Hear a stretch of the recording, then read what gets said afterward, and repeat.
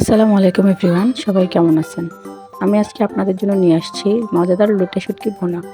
যার জন্য আমি এখানে প্রথমে লোটে শুটকিগুলোকে টুকরো করে গরম পানি দিয়ে ভালোভাবে ধুয়ে নিচ্ছি। প্রথমে আমি কড়াইয়ে তেল গরম করে দিয়ে দিব তার মধ্যে পেঁয়াজ। এখানে আমি 3টা পেঁয়াজ কুচি করে নিয়েছি। পেঁয়াজগুলো সামান্য ভেজে তার মধ্যে দিয়ে দিব রসুন। এখানে আমি একটা বড় সাইজের রসুন কুচি করে নিয়েছি। এবারে পেঁয়াজ রসুনগুলোকে ভেজে তার মধ্যে আমি দিয়ে দিচ্ছি 1 চামচ আদা বাটা, 1 চামচ রসুন বাটা। সব কিছু আবারও একসাথে সামান্য ভেজে তার মধ্যে আমি দিয়ে দিব 1 চামচ হলুদের গুঁড়ো, দিয়ে দিব 1 চামচ ধনিয়া গুঁড়ো, দিয়ে দিচ্ছি 1 চামচের থেকে একটু কম জিরে গুঁড়ো, দিয়ে দিব মরিচের গুঁড়ো। মরিচের গুঁড়োটা আমি 1.5 টেবিল চামচ ইউজ করছি, আপনারা চাইলে এর কম বেশি করতে পারেন।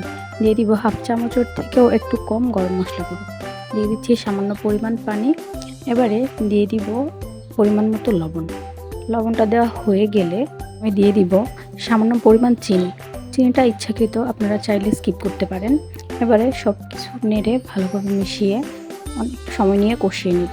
মশলাটা ভালোভাবে কষানো হলে রান্নার স্বাদ বহুগুণ বেড়ে যায়।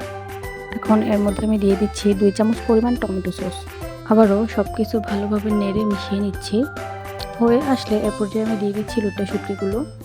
এগুলো দেওয়া হয়ে গেলে এবার আমি এটাকে নেড়ে একটু সময় নিয়ে রান্না করে নিচ্ছি। দেখুন অনেকটা হয়ে আসলে এবার আমি দিয়ে দিব পানি দিয়ে ঢাকনা দিয়ে ঢেকে রান্না করে নিচ্ছি। দেখুন কালারটা মাশাআল্লাহ সুন্দর হয়েছে।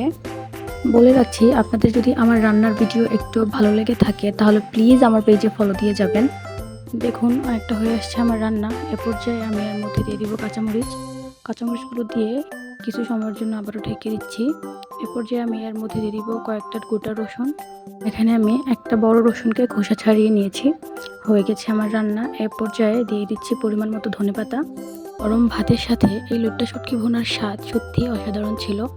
আপনারা যারা এখনও ট্রাই করেন নাই, ট্রাই করে দেখতে পারেন। আশা করি সবার কাছেই ভালো লাগবে। ধন্যবাদ সবাইকে।